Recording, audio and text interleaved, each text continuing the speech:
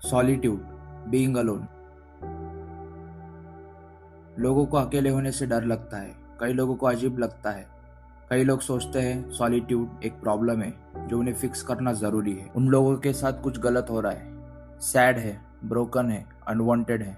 Movies में, television में, advertisement में गुड लाइफ मतलब होती है बड़ा friend circle, parties, interaction, social activities, posting pictures with smiling face. ये सब हैप्पी, सक्सेसफुल और पॉपुलर होने की निशानी है। कॉन्स्टेंटली बिजी दिखना, कनेक्टेड दिखना या दूसरों से वैलिडेशन लेना नॉर्मल समझा जाता है। और अगर तुम अकेले हो तो लाइफ में फेल हो रहे हो। ये एक बहुत बड़ा झूठ है। सॉलिट्यूड एक वीकनेस नहीं है, एक आर्ट ऑफ रेबेलियन है। ऐसी सोसाइटी के खिलाफ जो ऑब्सेस्ड है कांस्टेंट कनेक्शन के साथ, एंडलेस ओपिनियन के साथ, जो हमेशा डिस्ट्रैक्टेड रहना पसंद करती है। फिलोसोफर्स के लिए सॉलिट्यूड बस एक आइडिया नहीं है, बल्कि इस मॉडर्न दुनिया में जीने के लिए एक सर्वाइवल स्किल है। खुद को जानने के लिए, गहरी सोच रखने के लिए और कुछ नया क्रिएट करने के लिए सॉलिट्यूड की जरूरत है। तुम क्या सोच रखते हो, कैसे जीते हो, तुम कैसे काम करते हो, अगर उसे बदलना है तो सॉलिट्यूड में रहना सीखना होगा। सॉलिट्यूड का मतलब ये नहीं है कि तुम दुनिया को छोड़कर पहाड़ों में अकेले में जाके रहना शुरू करो। सॉलिट्यूड का मतलब तुम इस शोर भरी सोसाइटी में बिना हिले, बिना डरे एक इंडिविजुअलिटी मेंटेन रखना। सॉलिट्यूड और लोनलीनेस में एक फाइन लाइन ऑफ डिफरेंस है। सॉलिट्यूड एक चॉइस है और लोनलीनेस एक फीलिंग। लोनलीनेस में तुम अपने माइंड के साथ डिस्कनेक्टेड होते हो। तुम्हें किसी की जरूरत होती है पर वो तुम्हारे पास नहीं होती। तुम अकेले पड़ते ही पैनिक होने लगते हो। तुम्हारे पास खाली समय होते ही तुम उसे भर देते हो नॉइज से, डिस्ट्रैक्शन से, ऐसे लोगों से जो तुम्हें समझना नहीं चाहते। तुम्हें आदत पड़ चुकी है ओवर स्टिमुलेशन की, सोशल मीडिया की, लाइक्स, कमेंट, वैलिडेशन की। इससे तुम खुद से दूर होते जा रहे हो। तुम अपने लाइफ की स्टीयरिंग व्हील दूसरों के हाथ में सौंपते हो। सॉलिट्यूड एक लॉस्ट आर्ट जैसा है जिसमें तुम खुद की कंपनी एंजॉय करना सीखते हो। धीरे धीरे तुम्हारी सोच क्लियर और आज़ाद होने लगती है। तुम ये जान जाओगे कि तुम्हारे माइंड को, तुम्हारे सोल को अटेंशन की ज़रूरत होती है। इससे तुम अपने एक्सपीरियंसेस को ट्रस्ट करना शुरू करोगे। तुम्हारी क्रिटिकल थिंकिंग बढ़ेगी। तुम्हें अब किसी की वैलिडेशन की ज़रूरत नहीं होगी। तुम कोई भी फील्ड ले लो, आर्ट, फिलॉसफी, साइंस, जिसने भी भीड़ से हटकर अपनी इंडिपेंडेंट सोच रखा है वो ह्यूमैनिटी के लिए कुछ ना कुछ कंट्रीब्यूट किया है। आइंस्टाइन, थॉर, नीशे, दा विंची सबने अपने लाइफ का सिग्निफिकेंट पीरियड एकांत में बिताया है। उनके आइडियाज अपने टाइम के कल्चर से अलग होती थी।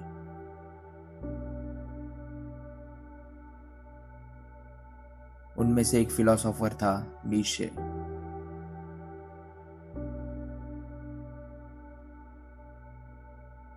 सॉलिट्यूड को अगर किसी ने सही तरीके से जिया है तो वह फ्रेडरिक नीशे, एक जर्मन फिलोसोफर। नीशे का कंसेप्ट ऑफ ओवरमिंच इसी फाउंडेशन के ऊपर बेस्ड है। कहता है, if you truly want to live a life of greatness, a life that is your own, step away from the crowd willingly to walk alone.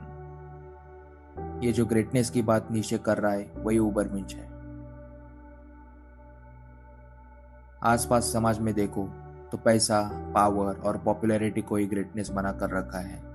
तुम्हारे लिए greatness अलग हो सकता है। ये जानने के लिए तुम्हें खुद को जानना पड़ेगा और भीड़ में तुम खुद को कभी जान नहीं पाओगे। उसके लिए तुम्हें खुद को सॉलिट्यूड में डालना होगा। नीशे कहता है ओवरमिंच बनने के लिए 3 मेटामॉर्फोसिस से गुजरना पड़ता है। Camel, lion, child.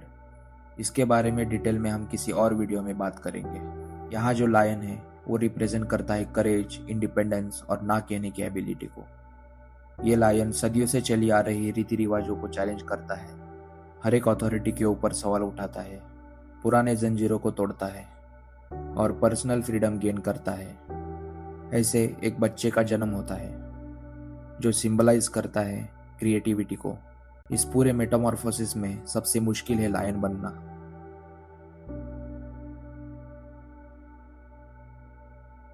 नीशे कहता है, he who can not obey himself will be commanded.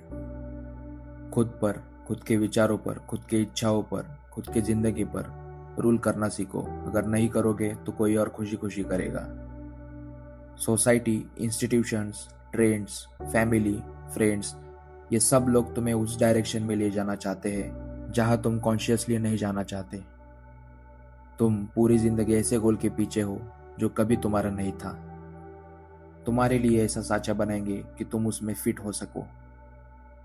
खुद को ओबे करो, जिसके लिए एक ही रास्ता है, सॉलिट्यूड। सॉलिट्यूड एक ऐसा फर्नेस है जहां तुम्हारी इंडिविजुअलिटी तब के निकलती है, जिससे तुम बिना किसी मुखौटे के तुम्हारे ऊपर जो एक्सपेक्टेशन लादे गए हैं उससे आज़ाद होकर सोसाइटी में खड़े हो सको। ये कोई कंफर्टेबल एक्सपीरियंस नहीं है, क्योंकि ना ही यहाँ तुम्हें किसी को इम्प्रेस करना है, ना किसी के ऊपर ब्लेम डाल सकते हो। खुद को ऑनेस्टली कन्फ्रंट करो। ओवरमिज बनने के लिए ये एसेंशियल है। नीशे कहता है सॉलिट्यूड का मतलब ये नहीं कि तुम दूसरों को हेट करो या फिर सोसाइटी को कंप्लीटली रिजेक्ट करो। सॉलिट्यूड का मतलब भीड़ में होते हुए भी खुद का एक स्ट्रॉन्ग सेंस रखना, सेल्फ डिफाइंड वैल्यूज रखना। नीशे हमें हर्ड मेंटेलिटी से वार्न करता है। हर्ड मेंटेलिटी मतलब क्या? हर्ड मेंटेलिटी मतलब तुम्हारे आजू बाजू में जो ग्रुप होता है उनके जैसा सोचना, उनके जैसा फील करना, उनके जैसा एक्ट करना। कुछ लोग हर्ड मेंटेलिटी का पार्ट होकर जीते हैं और मरते हैं। भीड़ को फॉलो करते हैं। क्यों? क्योंकि वैसा करना इजी है, सेफ है और कंफर्टेबल है। नीशे के हिसाब से लोग अपने गोल्स, डेस्टिनी हर्ड मेंटेलिटी के इन्फ्लुएंस में चुनते हैं। ये तुम्हारी डेस्टिनी नहीं है। डेस्टिनी बनती है ट्रांसफॉर्मेशन से। इस ट्रांसफॉर्मेशन के लिए तुम्हें सॉलिट्यूड का जो पेन है, स्ट्रगल है, उससे गुजरना पड़ेगा। तुम्हें अगर हर्ड मेंटेलिटी से ऊपर उठना है, तुम्हें खुद की डेस्टिनी क्रिएट करनी है, तो तुम्हारे पास वो करेज होना चाहिए, आइसोलेशन का, टेम्पररी डिस्कम्फर्ट सहने का। इससे तुम्हें तुम्हारे लाइफ का ट्रू मीनिंग पता चलेगा। तुम भी ओवरमिज बन सकते हो। तुम्हें ये सॉलिट्यूड मेंटेन रखना होगा, खुद से रेसल करना होगा, खुद के फियर को कन्फ्रंट करना होगा, खुद के बिलीव्स को क्वेश्चन करना होगा, खुद का रास्ता खुद को तलाशना होगा।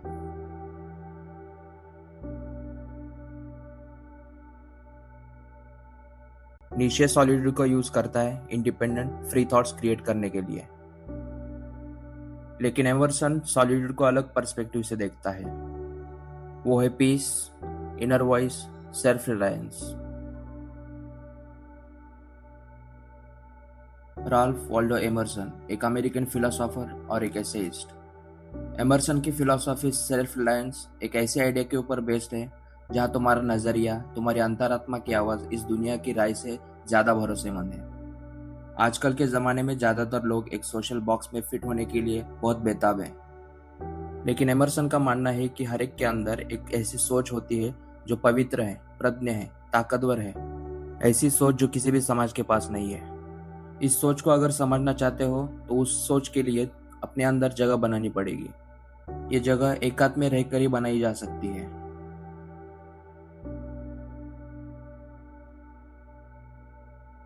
एमर्सन अपनी एक ऐसे सेल्फ रिलायंस में लिखता है, nothing can bring you peace but yourself. कितना छोटा सेंटेंस है, लेकिन अपने अंदर एक बहुत बड़ा सच लेकर चलता है।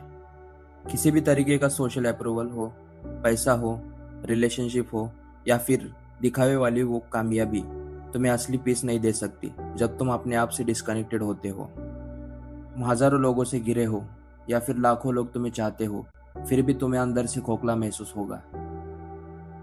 तुम्हें रियल पीस तभी मिलेगा जब तुम अपने माइंड के ऊपर ट्रस्ट करोगे, खुद के विचारों को सुनोगे। खुद को ट्रस्ट करना इतना आसान नहीं है। बचपन से तुम दूसरों के अप्रूवल की तलाश में रहते हो। तारीफ मिलेगी या पनिशमेंट, इस डर से तुम अपने बिहेवियर को शेप देते रहते हो। पेरेंट्स की, टीचर्स की या फिर समाज की जो शोर है, उसमें तुम्हें सच में क्या चाहिए, तुम्हारा क्या बिलीव है, इसकी छोटी शांत आवाज को तुम दबा देते हो। तुम सच में क्या फील कर रहे हो, उससे धीरे धीरे तुम्हारी पकड़ खोती चली जाती है और तुम एक सेकेंड हैंड लाइफ जीना शुरू कर देते हो। इस तरह तुम दूसरों से उधार मांगे गए ओपिनियन पे अपनी लाइफ बिल्ड करते हो। एमर्सन इसे अच्छे से जान चुका था। उसे पता था कि तुम अपनी जिंदगी वापस कैसे पा सकते हो। एकांत में वापस आ जाओ। यहाँ एक सन्नाटा है जहाँ तुम्हारे अंदर की आवाज जोर से सुनाई देगी। एमर्सन कहता है, Society everywhere is a conspiracy against the manhood of every one of its member. कोई भी समाज हर एक इंडिविजुअल के ऊपर एक प्रेशर बनाता है, एक जैसा सोचने के लिए, एक जैसा बिहेव करने के लिए, ताकि उसे भी अपने में फिट कर सके। ये प्रेशर डायरेक्टली ऑर्डर देकर या रूल्स बनाकर नहीं होता, बल्कि बहुत ही साइलेंटली एक्सपेक्टेशन से, ट्रेंड से और जजमेंट के माध्यम से होता है। धीरे से हमारे कानों में खुसफुसाता है, अकेले मत खड़े रहो, कुछ अलग मत सोचो। तुम्हें ऐसी हैबिट्स में डाला जाएगा जिससे तुम अपने आप पे विश्वास करना भूल जाओगे। तुम्हें एकांकी खामोशी से डर लगने लगेगा। इससे तुम्हारा ही नुकसान होगा। तुम क्रिटिकल थिंकिंग बंद करके वही अपनाओगे जो समाज करता चला आ रहा है। तुम भी वही बिलीव करोगे जो समाज बिलीव करता आ रहा है। इससे समाज को मिलेगा क्या? इससे समाज में झूठी हार्मनी मेंटेन होगी, जिससे किसी भी कॉन्फ्लिक्ट को अवॉइड किया जा सके। समाज के लिए करना आसान और बहुत सेफ लगता है, लेकिन इससे ट्रू ओरिजिनलिटी खत्म होती है। हर एक नया इनोवेशन हो या आइडिया, इसके लिए ट्रू ओरिजिनलिटी लगती है।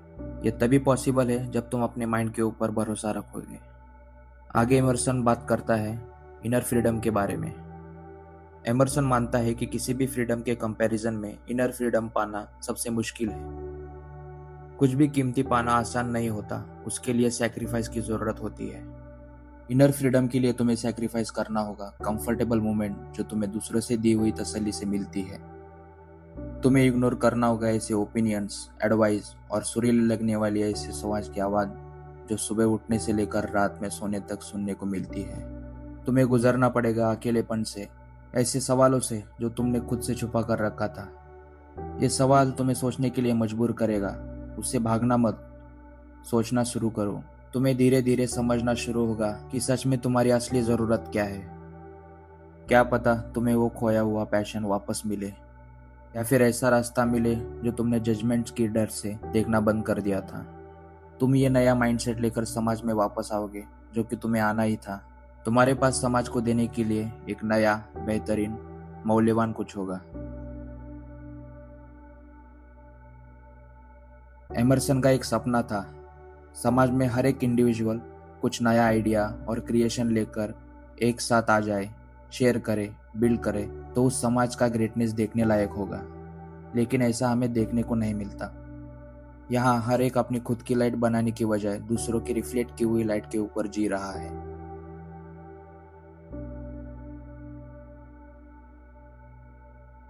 जिंदगी की इस जर्नी में आगे बढ़ने से पहले एमर्सन की ये बातें याद रखो। खुद को ट्रस्ट करना सीखो, अपने आप के साथ टाइम स्पेंड करो, खुद की जो इनर वॉइस है वो सुनो, उसके पास हर एक रास्ता होता है। अगर हम सॉलिट्यूड की बात करें in the perspective of growth, Arthur Schopenhauer को इग्नोर नहीं कर सकते।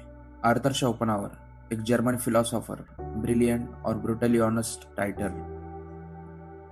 मैं उसके कुछ बातों से एग्री नहीं करता, जैसे कि कई बार वो मिसोजिनिस्टिक हो जाता है, लेकिन उसके ग्रेट आइडियाज को इस बात से इग्नोर नहीं किया जा सकता। शोपेनहावर सॉलिट्यूड को रेट्रोस्पेक्टिवली एक्सप्लेन करता है। शोपेनहावर मानता है कि ट्रू जीनियस के लिए सॉलिट्यूड उतना ही जरूरी है जितना अपने शरीर के लिए हवा, जिसके बिना हमारा माइंड पॉल्यूटेड हो जाता है। गहरे विचार या गहरी समझ और साहसी निर्णय शोर भरी जगह पर जन्म नहीं लेती, बल्कि उसके लिए एकांत की जरूरत होती है।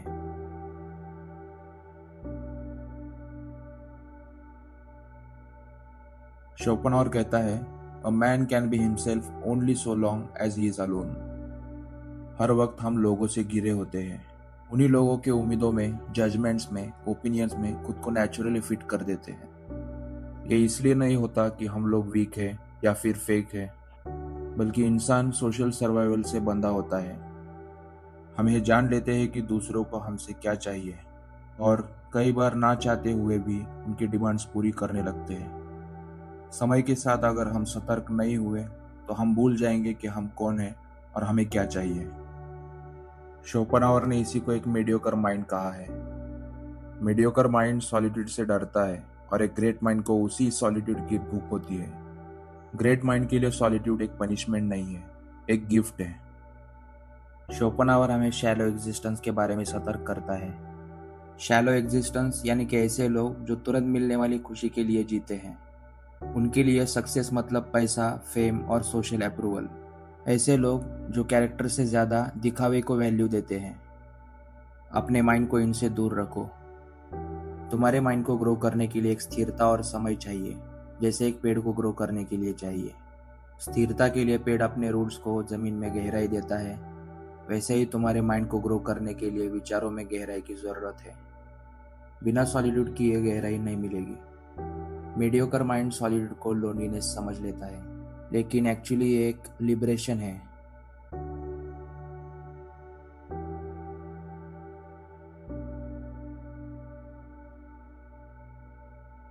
हमने सॉलिट्यूड को 3 फिलोसोफर्स के पर्सपेक्टिव से देखा। नीशे हमें हर्ड मेंटेलिटी और कंसेप्ट ऑफ उबरमिंच के बारे में बताया है। एमर्सन हमें सेल्फ रिलायंस और इनर पीस के बारे में बताया है। शोपेनहावर हमें फ्रीडम ऑफ माइंड के बारे में बताया है, जो हर एक इंडिविजुअल को अपने लाइफ में अप्लाई करना चाहिए फॉर बेटरमेंट ऑफ लाइफ। इससे आपको सिर्फ मनी और सक्सेस पाने के लिए हेल्प नहीं होगी, बल्कि आपका फिजिकल और mental health, character, relationship, knowledge और सेंस ऑफ पर्पस बिल्ड करने के लिए हेल्प होगा। आर्ट में लियोनार्डो दा विंची अपना ज़्यादातर समय एकांत में स्केचिंग और थिंकिंग करने के लिए बिताता था। म्यूजिक में बेथोवन अकेले जंगलों में घूमता था। नेचर का जो रिदम है उससे उसका म्यूजिक इंस्पायर्ड था। साइंस में निकोला टेस्ला एक ब्रिलियंट इनोवेटर एकांत में ही अपने आइडियाज़ को इनोवेट करता था। फील्ड कोई भी ले लो, उसमें महारत तभी मिलेगी जब तुम अकेले रहकर उसके ऊपर काम करोगे। ज़्यादातर लोग सोशल मीडिया पर मूवीज़, सीरीज़ या फिर अपने काम में बिजी होते हैं। अपने ऊपर देने के लिए उनके पास टाइम नहीं होता या फिर देना नहीं चाहते। इसी वजह से उनको कहीं ना कहीं फेलियर का सामना करना पड़ता है। उनको ऐसा फील होता है कि लाइफ कहीं अटक चुकी है, आगे नहीं बढ़ रही। खुद के लिए टाइम निकालो, ध्यान लगाओ। इस चैनल पर ये पहला वीडियो है, आगे भी फिलॉसफी को लेकर वीडियो आएगी। फिलॉसफी के साथ साथ एंटरटेनमेंट भी मेरा एक मोटो है।